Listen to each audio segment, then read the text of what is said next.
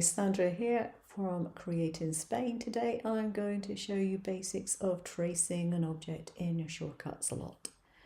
Here is the trace button at the top. It's the one that looks like a meadow and a skyline. Choose an image, and I've got one that I created in Procreate, so I'm going to open that up. On the settings that I have, it's actually given me a pretty good trace. Now you can show the source image or not, as you wish. Okay. Sometimes it makes it easier to see your cut outlines if you put it right down. You can show the nodes if you really want them, and it tells you the number of nodes. Generally speaking, I don't want to know at the moment. You can zoom in and out, and you can put some kind of edit mode on it, so you can crop the image, which you might want to do if it has a coloured background, or you can draw a mask on it. Personally, I don't do that. I'm using this to do an automated version. Why would I want to draw on it? So we have different modes. We have colour layers, so we could do it by colour. We can just go monochrome, and that's just going to put one outside line. We can use the alpha channel.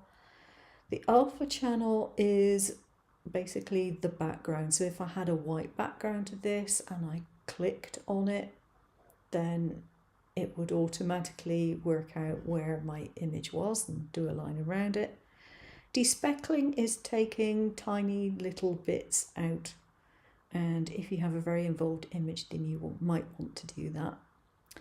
High pass filter, I'm never quite sure what that does, and I tend not to use it. I've not found a need to. Now you have smoothing settings that you can apply. It's pretty obvious what that does. The detail, you have high detail or low detail. Single line threshold dictates how many pixels it sees before it says, okay, that's a single line, that's not a double line, that's something that should be single. Again, I don't tend to use it for that.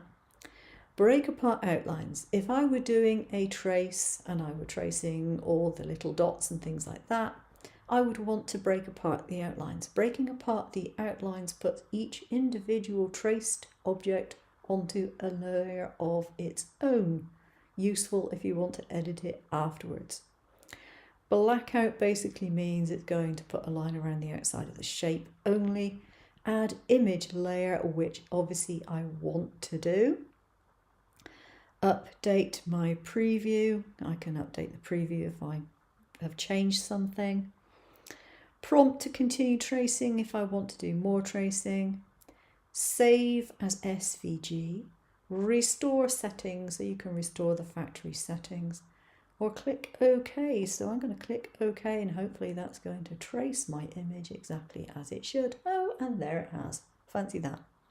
Now, one of the things that I do like to do is import PNGs with a transparent background. It makes life so much easier. And although I used the trace function in this, I didn't actually need to. I will show you another way to do that.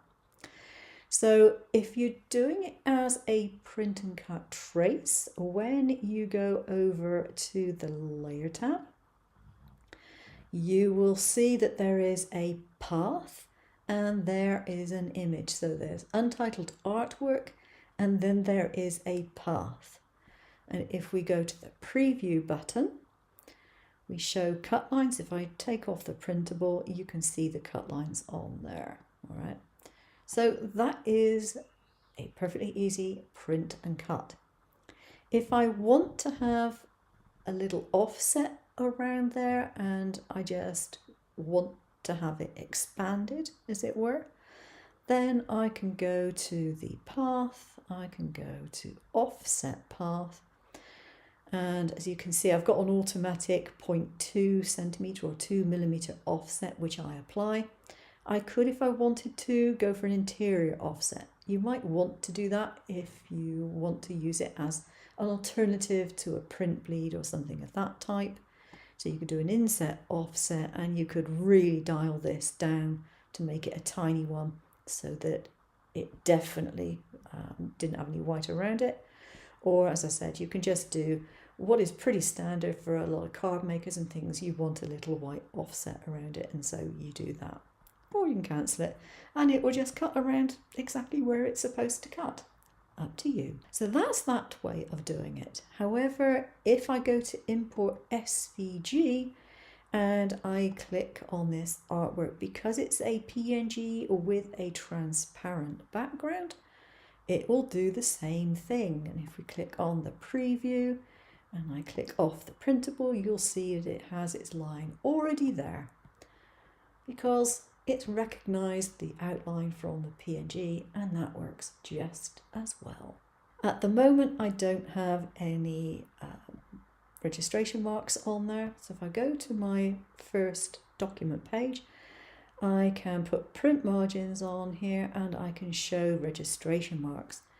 Now my registration marks can be moved, but you'll see here that what it does is it puts registration marks around everything which is on the page.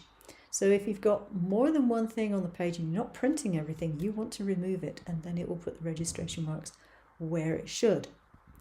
If you go to the cutter settings, under the settings here, you can choose your registration mark size and whether it goes around the design, or whether it goes within the print bounds, or whether it goes for the page bounds. But this here is settings that are for the silver bullet.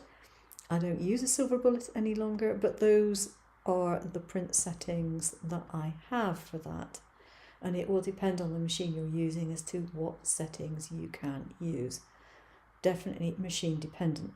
I use a Brother Scan and Cut. I save my file as an SVG, and I then import it into Canvas and then send it to my machine. I cannot control the machine from here. But that's the basics of the print and cut. I'll see you again soon. Take care now.